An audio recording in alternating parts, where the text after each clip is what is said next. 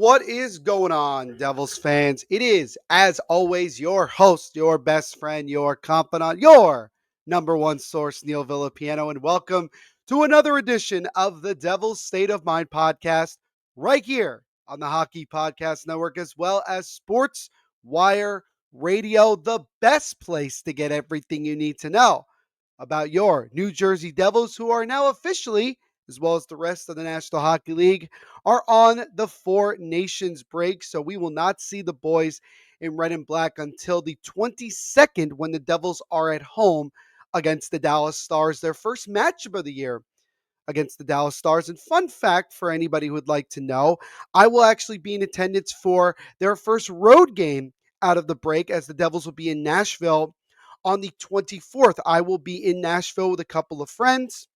Really looking forward to that. Maybe I'll get an episode in while I'm in Nashville, just to give you guys a different place to look at instead of the background that you guys are normally accustomed to seeing. But nonetheless, thank you all so much for taking time out of your day to check this episode out and all the episodes that we do here on the Devil's State of My podcast. You already know that I greatly appreciate it. Actually, my boss, Dylan Kaiser, he actually showed me recently that we've been getting a huge amount of downloads and new subscribers to Devil State of My podcast, both on YouTube as well as just wherever you listen to podcasts. So thank you guys so much for all of your support. Really do appreciate it. And if you're new here, make sure to leave a like and subscribe here on YouTube. And also make sure to subscribe wherever you listen to podcasts, Apple, Spotify, anywhere. And if you're on Apple, Spotify, do me a favor and drop a 5-star rating for me. I greatly appreciate it. Shout out to both of our sponsors down below. We always got DraftKings Sportsbook, your number one place to get in on all the huge cash prizes. You bet just $5, you get $200 instantly in free bets if your $5 bet wins. That is a great offer on any sporting event. I know football just ended, but there's a lot of other sports going on. Hockey with the Four Nations Faceoff going on. The NBA obviously down to the wire here in the playoff stretch. And with some of the crazy trades we had, I think things have gotten way more interesting. And we do have, shockingly enough, Major League Baseball spring training right around the corner.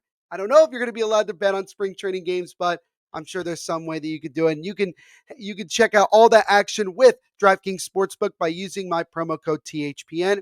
Also, shout out to my friends over at Tom's River Brewing, the home of Stick Toss, the official beer of the New Jersey Devils.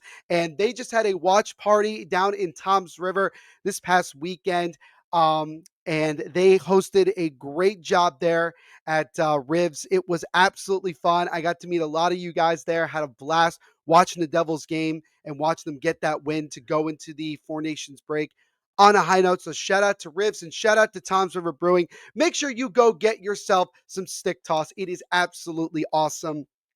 Really do appreciate you guys sponsoring the podcast and just showing your support means a lot. So now that we've gotten all that out of the way, we have another special guest joining us here on this edition of the Devil's State of Mind podcast. You guys seem to like it when I bring on guests, so let's just keep it going here.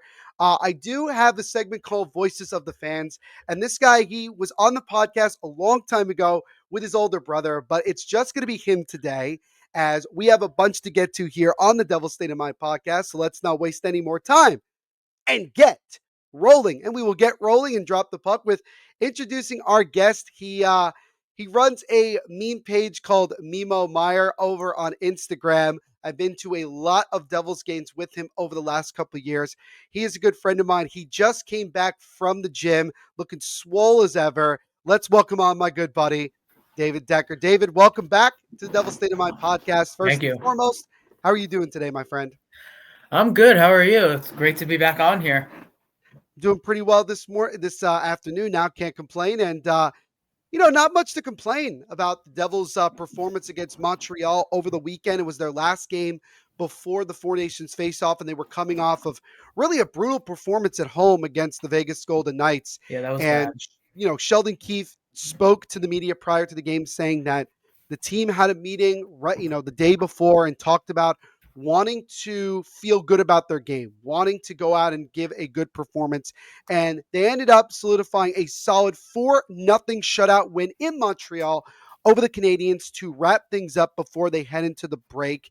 And it was a really, really good game overall. You had Jack Hughes scoring a goal. Jesper Bratt feels like forever since the last time Jesper Bratt scored a goal. Paul Cotter, who has recently been scoring a lot more than he was for a period of time. And most importantly, Jake Allen gets his fourth shutout of the season as he continues to be really strong in net with the absence of Jacob Markstrom. So, David, your overall thoughts on the Devils' win on Saturday against the Canadiens?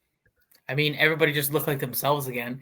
It was nice to have like everybody playing like the way we expect them to, with a bonus performance from a guy like Paul Cotter. And Jake Allen has been, I have not been the biggest fan of Jake Allen in certain like points of this season, but he has been as good as we all could have expected him to be in Jacob Markstrom's absence. Way better than I could than I thought he would be. Yeah, just an overall good performance from the team. And I think, like I mentioned before, you just want to feel good about going into the break. You want to feel good about your game. You want to feel like that you're getting this time off to rest, recharge, and also recognize that look, despite everything that has been going on and a lot of the frustrations that the Devils have been dealing with, whether it's with injuries or lack of scoring or playing down to their competition, the Devils are still just 2 points out of the second spot in the Metropolitan Division and have currently an 8 point lead between them and the wild card position. So, really, despite a lot of people feeling like the sky is falling, the Devils are, nowhere near the sky falling. Are there times where I think Devils fans have a right to feel panicky and worried about the team's performance? Of course. But now Mm-hmm. that we're into the break, now that we're, these guys, the majority of the team gets a chance to rest and refocus. I think this is probably a good time for them to get a break. I don't think it's, I don't know if you would agree, Dave, but I don't think it's the same as when the Devils went into the holiday break before all this nonsense began. I mean, yes, we definitely do need a break for like our guys to focus on getting healthy. You know, Nico getting healthy and Marky getting healthy. So we're like, and guys that aren't going to the Four Nations tournament, for them all just to get like a little bit of a break to just relax and Sure. recover. And also, I mean, if you saw already, Timo Meyer, not even 24 hours after the game, is already on vacation. So he's just to get like maybe it out of their system a little bit and just recoup for the rest of the season and hopefully a much longer season that stretches all the way to June. Absolutely. And yeah, you did mention that guys like Timo, even like Stefan Nason are already on vacation. I mean, these guys, they couldn't wait. I'm sure a lot of these guys could not wait to get away from the game for a little bit, spend some time with family and friends and really just kind of relax. And, you know, whether you want to say fortunately or unfortunately, not everybody on the Devils gets a break as Jack Hughes is now with Team USA getting ready for the Four Nations Faceoff, as is Jesper Bratt and also Eric Halla as well. So we have three guys currently that are going to be in the Four Nations face-off. Two of them just happen to be two of our better players. So, knock on wood. And I mean, knock on wood for Eric Halla, too, who just came back from injury. Hopefully they can all get out of this tournament unscathed. We've already had two key injuries to this tournament with Sidney Crosby. It's unlikely he'll play the first game, but it looks like he will play at some point for Team Canada. And Jack Hughes' older brother Quinn is officially out for Team USA in the Four Nations tournament. So, David, I want to get your thoughts on just your overall feelings about this tournament. Do you feel like that this is a good way for the game to grow just overall? Do you feel that, it's justifiable for the players? What are your overall thoughts of this Four Nations face-off coming up? Um, it is going to be exciting to watch. I was really excited to watch Quinn and Jack play together, but now that's not happening. But Right. I'm really excited for Team Canada. I'm really excited to watch Connor McDavid, Nathan McKinnon, Cal McCarr, and hopefully Sidney Crosby. All of them play together because that is going to be like the two are probably the two best forwards in the NHL right now on the same team. That's going to be Mhm. awesome. And then watching the Kachuk brothers play on the same team together is going to be fun. It's just going to be like a bunch of players we have wanted to see play together before the Olympics that we're going to be able to get besides, like a boring all-star game or something like that. But I'm really more excited about the Olympics in general about because I feel like the one thing I'm pissed about is how Cole Caulfield got snubbed. Mm, Like, I think he deserved to be on that team over Brock Nelson, Vincent Trocheck, or Chris Kreider. He deserved it. Like, I'm fine with one of them, but Kreider did not deserve to be there. hmm And that I'm not trying to sound biased because I'm a Devils fan. I'm just trying to be like realistic. He did right. not deserve to be there. What about Tage Thompson as well? Who's had a phenomenal year in Buffalo. I think that's another guy that got snubbed Yeah. from Team USA, in my opinion. If you wanted height, why didn't you just bring Tage Thompson instead of Brock Nelson? That's a good point. And I think I made this argument on a 13-man hockey with my guy Shane last week that I think that some of these countries chose certain players due to the fact that they probably won't get another opportunity to play international hockey and get a chance to represent their country. So maybe they chose a little bit more of the veteran guys than the young guys. But at some point, you gotta go with the new era that you have with a lot of these teams. And Drew Doughty obviously is going to be replacing Alex Pietrangelo on the back end for Team Canada. I still have an issue with that because he's only played a couple of games since coming back from his long-term injury.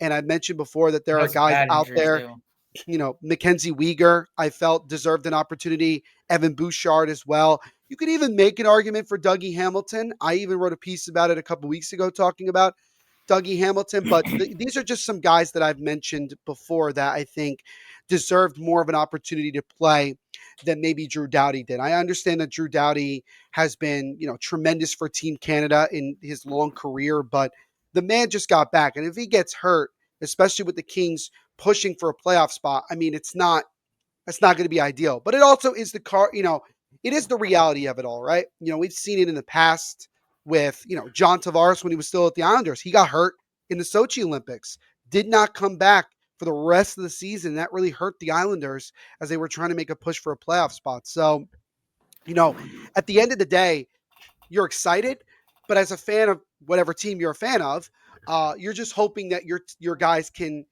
get out of this tournament, not getting hurt and not getting hurt long term either. I think that's the big thing. So, my next question to you, David, is what are your overall predictions for this tournament? How do you think the four teams are going to finish when it's all said and done?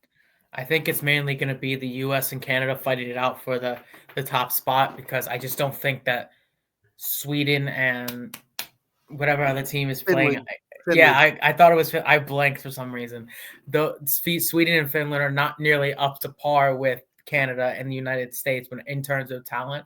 yeah. So I don't know exactly the format of this tournament. I know each team is always going to play each other once. I don't know the exact format if it's based on goals or something, but I feel like if there's going to be a final, it's going to be between USA and Canada. Yeah. And I can understand that. I think a lot of people would go with that. I have a little bit of a different prediction. I think that we're going to end up seeing Canada versus Sweden in the final. I think that the one concern I have for the United States is I think that their defense, while pretty strong, I still think is somewhat of a question. Now that you don't have Quinn Hughes, I think that is a big factor. And I think Sweden is a lot more talented, a lot more deep than people give them credit for. And I think that despite not having your number one goaltender, Jacob Markstrom, you still have a good amount of goaltending with Philip Gustafson, probably most likely being the number one guy. That's what I'm really looking. That's what I think is going to happen. So I'm going to go Canada. I think Canada ends up winning the Four Nations Faceoff. So I'm going to go Canada, Sweden, United States, Finland as as my finalists. Now, you mentioned you talked about the schedule a little bit. Just for everybody that wants to know, first game of the Four Nations Faceoff will be this Wednesday, Canada versus Sweden in Montreal. Following day, the United States will play Finland at 8 o'clock. These games are on either ESPN or TNT/Max if you are in the United States. If you are in Canada, it's on Sportsnet, I believe. And then Saturday, the 15th, you have two games. The last two games in Montreal, you'll have Finland against Sweden, 1 o'clock. And then at 8 o'clock, United States, Canada. Then Monday, the 17th, Canada versus Finland, Sweden versus the United States. And then Thursday, depending on point differential, I believe I was told, it depends on points and also record just in general, David. That will be the championship game next Thursday, the 20th, 8 p.m. on ESPN and So it's a quick Sportsnet. So tournament. It's a quick it's a tournament. very quick it's a very quick tournament, but there also will be a lot of periods where guys are going to have time off, which is good, which I think is important for these guys. Like even after the game, even after the last two games on Monday the 17th, they didn't, the two teams that play in the final game don't play again until the 20th. So for the two countries that don't make it to the final, those players will get an opportunity to go right back to their team, start practicing again, and get ready for the last stretch of games here. Devils will be down to their final 23 games by the time they get ready for Dallas on the 22nd.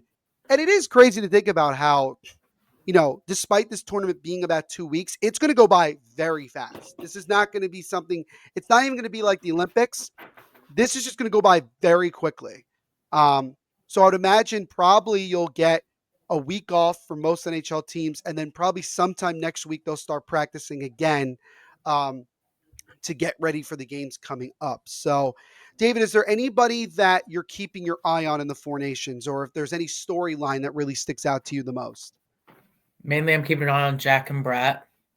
I really am intrigued to see how Matthews and Jack play together, if they actually are on the line together. I was like, Mhm. maybe Fitz one day could get that trade in the works if it really works well. And and then also, yeah, mainly just the Team US is who I'm obviously going to keep my eye on. But I am very excited to see how everybody works. Maybe since Fitz is going to be at this tournament, maybe this will give us a big scouting opportunity to see who the Devils can go after in this coming tournament. Yeah, my good guy, Jersey Joe from Pucks and Pitchforks, who I've had on the podcast, he actually was talking to me this morning about don't be surprised if Tom Fitzgerald is looking at potential guys that could be made available to play to be involved in trades, whether closer to the deadline or at the deadline. Should also mention, by the way, Sidney Crosby is officially good to go, so he will play on Wednesday in the opener. So he will not miss a game for Team USA. He is good to go. He actually, for people that don't remember, he actually ended up getting hurt in the Devils' shootout win last week, where he got his hand caught in between Luke Hughes and I believe it was Brett Pesci. I believe that was the two guys that he got his hand caught through. But no, Sidney Crosby looks to be ready to go. And I'm sure that's a big plus for Team Canada getting ready for this tournament. So it should be a lot of fun. We will definitely keep our eyes on everybody. We'll mostly keep our eyes on, obviously, our Devils guys and see what they can do. And like David mentioned, it's going to be really interesting to see how Jack Hughes performs with a top center playing with him in Austin Matthews. That ends up truly being that pairing going into this tournament. It's going to be a lot of fun, and And we'll see who ends up on top. Yep. and a report I just saw is that Canada's top line is going to consist of Sam Reinhart, Connor McDavid, and Mitch Marner. That's about as that's about what I would expect. I think there's a lot of scoring there. I think that's fair to say, right? A lot of Yes. scoring there, a lot of speed. It's going to be a lot of fun. So now let's shift over to just kind of looking at the Devils as a whole. Now that we're in the break, now David, we get a time to just kind of take a step back and reflect on the 50 plus games that the Devils have played up until this point, and looking ahead to the final 23 games. So, David, if I were to tell you without knowing any of the other stuff, the injuries, the lack of scoring, all that stuff. If I were to tell you that the Devils were in third place in the Metro Division, 2 points out of the second position in the Metro Division, and fifth overall in the Eastern Conference, how would you feel about the team at that point, without knowing I'd, anything else? Just that. I'd say we were pretty. I'd say I'm not. I'm gonna give this. I'd say if I had to give it a grade on how satisfied it would be, I'd give them A minus B plus, because this team at the beginning of the season was I think had the fourth best odds of winning the Stanley Cup, Mm-hmm. to now go to being fifth in the Eastern Conference. I'd say I'm satisfied with it. We're safely in a playoff spot, Mm-hmm. but without, like you said, without the lack of scoring, I'd say yes. I think the season by this point is going significantly better than last season did, because last season was just a train wreck. Well, it's interesting you bring that up talking about last season. At this point last year, a little bit around the same time, The Devils were about 4 to 6 points out of a playoff spot by this time last year. So there is a big difference in how things went last year to this year. And look, I understand it that Devils fans, we're a very passionate bunch. And when we have high expectations and they're not being delivered, we'll let people know. We'll let them know, whether by booing or going on Twitter and having God knows what type of holy wars that happen on that app, to many different things. But I think the reality is that when you take a minute to remove your emotions from it all, and you look at just on paper where the Devils are, you can't help but be pretty satisfied where everything is. That being said, there is still work to do. There is A still work lot to of do. work. Obviously, you got to get healthy, as David mentioned. You got to get guys like, you know, Markstrom back, Nico back. I don't know about Jonas Siegenthaler. Some people are speculating it's a broken ankle. I don't know. I think if it ends up being a season-ending injury, we'll know. They'll just tell us that it is, because they won't keep it lingering unless they feel somewhat that he could come back. I don't know. Um, and with him being out, that may force Tom Fitzgerald to look into the defense when it comes to the trade deadline, because obviously, Shimon Nemec has played the last two games. He's had two differing results. Didn't play very well, was pretty bad to say the least, against the Vegas Golden Knights. And then against Montreal, he was a lot better. I thought he played a lot better. I think he ended up with a point in that game on an assist. So, you know, differing results, but definitely there's still some question marks there. And maybe Tom Fitzgerald goes after a vet defenseman. We'll have to say. But I think I have a great defenseman idea that the Devils could get if Siegenthaler's out the rest of the okay. season. So he's a shutdown defenseman. He's on the Kings. Have Vladislav Gavrikov. If they're not competing for a playoff spot by them, The problem is that, are you going to wait till the deadline to make that type of move? I mean, that's the thing. I think the overall knock on Tom Fitzgerald is that there are times where he does wait a bit too long to make a decision in terms of helping this team. last He season was the prime example. last season was an example. I mean, granted, he waited till the last minute to get Jake Allen, and it's kind of worked out. So I guess we'll give him that. But again, if you had gotten Jake Allen and Capo Kakinen maybe a month earlier, maybe you end up in the playoffs. Maybe not. Who knows? But I think that, I mean, that's obviously, if they were able to get someone at the quality of Gavrikov, that would be awesome. But as you mentioned, it's all going to depend on, where are the Kings going to be at that point. The Western Conference is a little bit less open than the Eastern Conference is in terms of those wild card spots. So, the Kings definitely would have to fall pretty far, in my opinion, to really consider them to be sellers. Because even if you're at the deadline and they're only like 4 to 6 points out, I don't see the Kings being a selling team. I see them maybe either doing nothing or trying to buy something that maybe could get them over the hump. But I think the big thing to look at, David, as you and I have talked about before and has been the topic of discussion for months now, is what do the Devils do to help their bottom six scoring? And there are obviously names that have been thrown out left and right. You have, a guy like Jake Evans. You have Ryan Donato who's come up. Braden Shen now is a potential option because now the Blues are considering moving on from him. There are other guys out there that could be available. Brandon Tanev, Jared McCann, Yanni Just Gord. something. You know, but that's the other thing, David. I don't think you'd want just anything. I think this is why I think that's a big reason why Tom Fitzgerald maybe is not pulling the trigger as quickly as people would like. Is that he's not trying to just make a move for the sake of doing it. I think he's trying to get as much resources as he can to try to make the right decision, even if it's not a guarantee that it is. I think it is. But are there any names that stick out to you in terms of guys you'd like to see Fitzy try to go after to try to help this team? I have the list up right now of guys that are free agents at the end of the season. See, So David came prepared.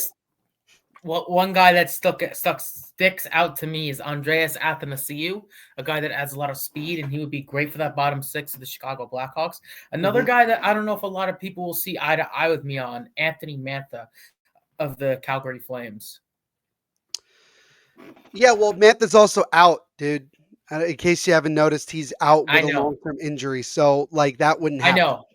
He's yes, it wouldn't happen, but he stuck out to me for a while. I was like, he's like he's tall, he's big, and he would add a lot to that bottom Yeah, six. if he was healthy. Joel Armia, even Jordan Greenway, Sean Corral, teams that are not competing for the playoffs. Because obviously, if you're going off UFAs, you have Mitch Marner, who's obviously not getting traded, John Tavares, Miko Rans.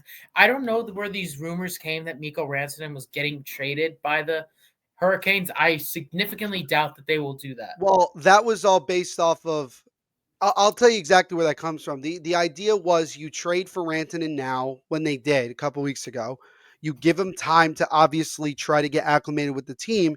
And if the Hurricanes don't feel like that he's contributing enough, then you could obviously move him at the deadline to somewhere else. I don't think that'll happen, but that's always an option. Um, who's another guy that I've told you about, I've said is Yanni Gord. I love the way he Mhm. plays, and he's got that Stanley Cup DNA and with him. Winning The 2 cups. He's been to 3. So it's like I think he would fit so good on this line.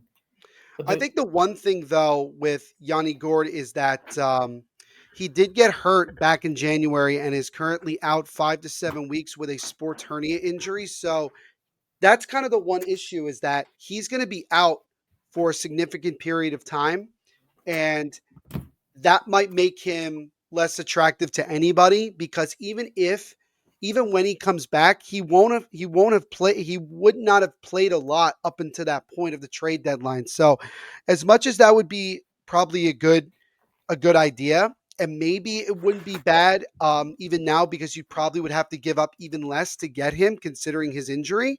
Um, I think the Devils would probably lean towards maybe getting guys that are healthy right now that could contribute, unless you're really waiting till the deadline in March, which I wouldn't recommend it. But again, it's just going to be what it is. I still think that Ryan Donato just makes too much sense for this Devils team. He's having a career year in goals, in points, assists.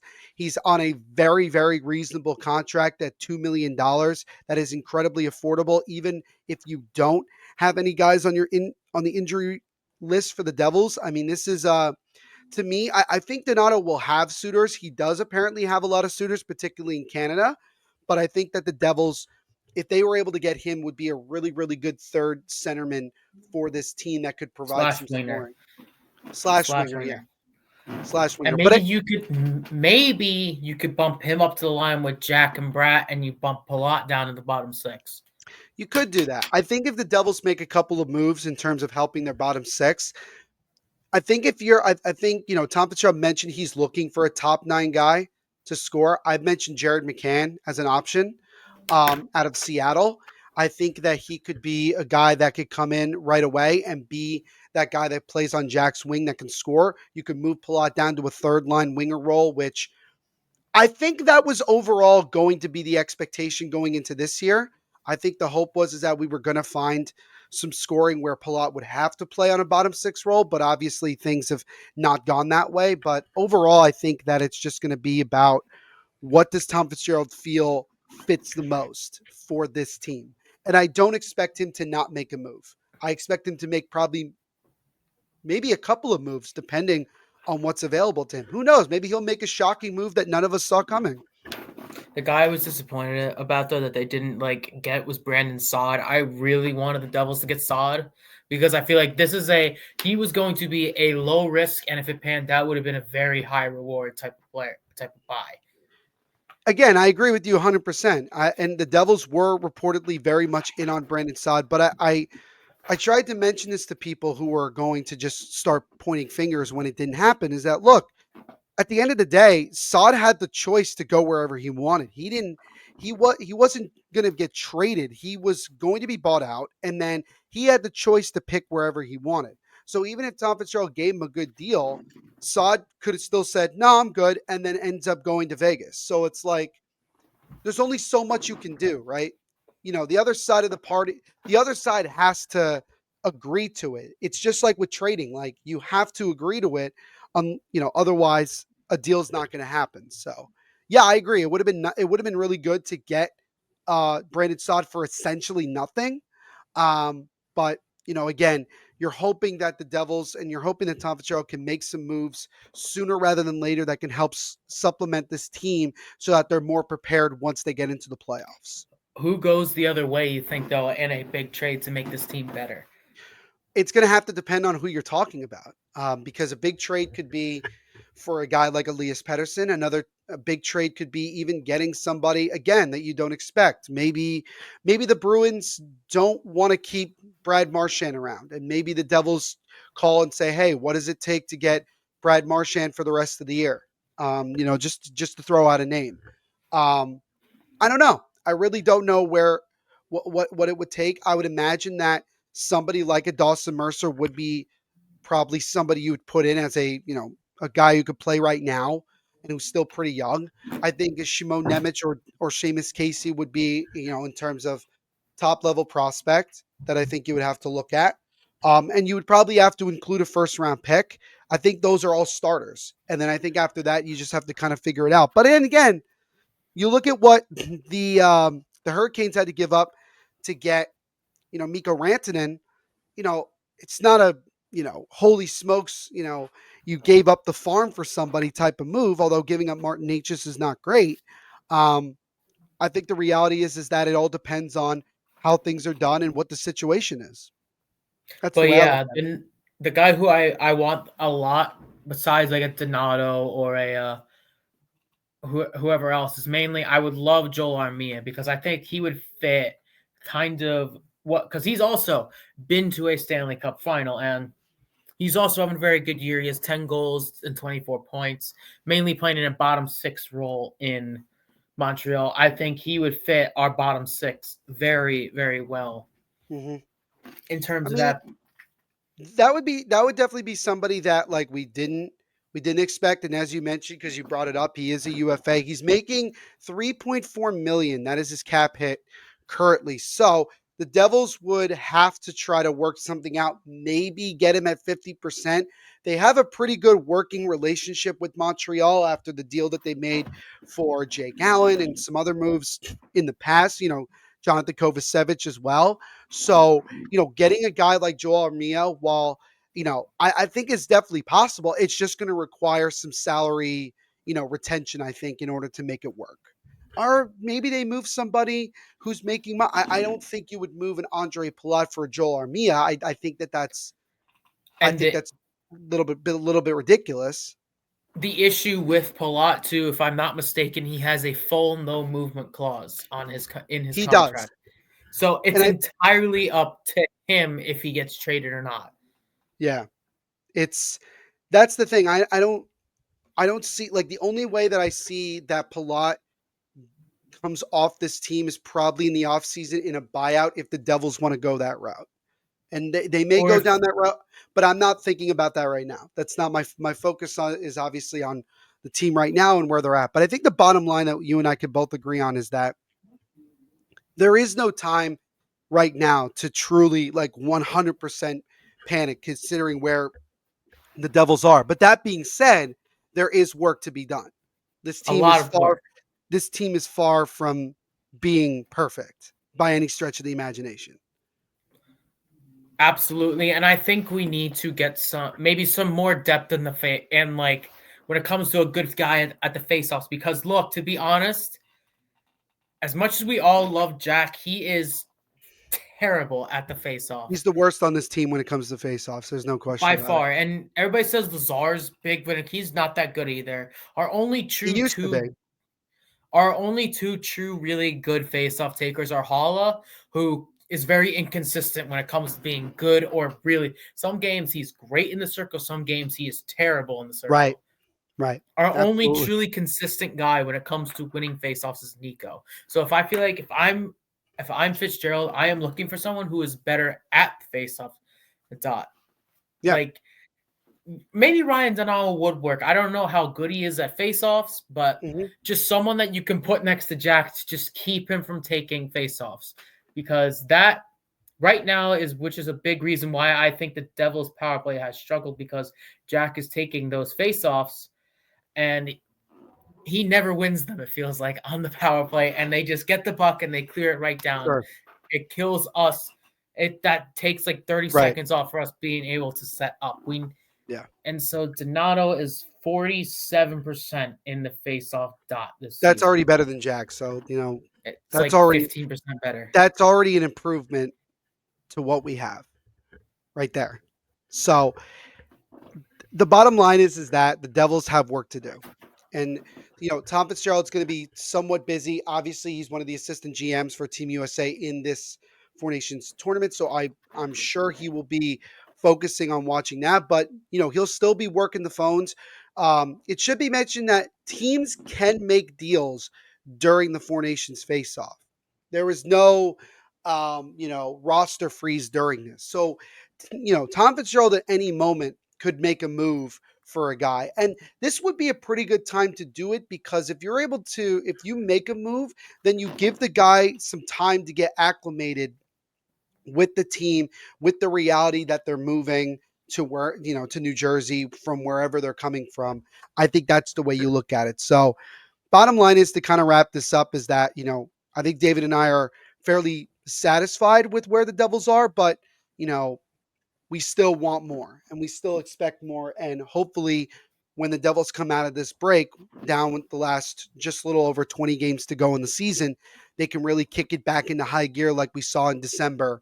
And, really, really get themselves just playing better hockey, winning more than losing, obviously.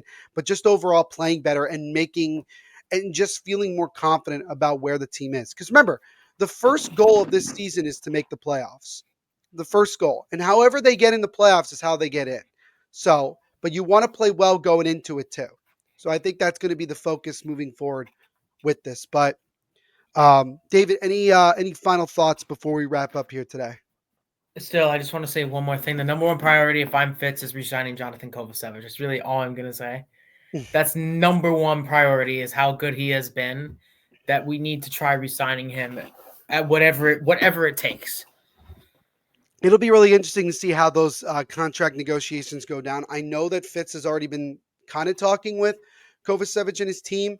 I think the Nemec factor does play a part in all this, and I think the Luke Hughes trying to get him re-signed plays a So that's the factor number one priority. as well. So it'll be interesting, but I can definitely see the Devils finding a way to find some common ground to keep Kovacevic. And with the salary cap going up, it might make things a little bit easier to get that done. But David, this was fun, man. I'm really glad that we were able to do this. I know we were supposed to do this last week, but I got sick, unfortunately. But now I'm good, so I'm glad I was able to get David on sooner rather than later. But before I let you go, as I always do with all of my guests, like to roll out the red carpet a little bit and let you kind of tell the folks home where they can check you out and where they can interact with you. So, floor is yours, my friend. Okay, so y'all just need to you can find me on Instagram at Mima Meyer right here. Okay. And then you can also follow me on my main page. Just look up David Decker. That's my name. And then you can also find me on TikTok as well. My name, David Decker. Everything like that. That's mainly where you can find me. But yeah, it's been great to be back on here again, and I can't wait to root this team on more in the future. Absolutely, man. Well, thank you again. And like I said, like I always say, we'll definitely get you on the podcast in the near future again, my friend. But thank you for your time today. Thank you.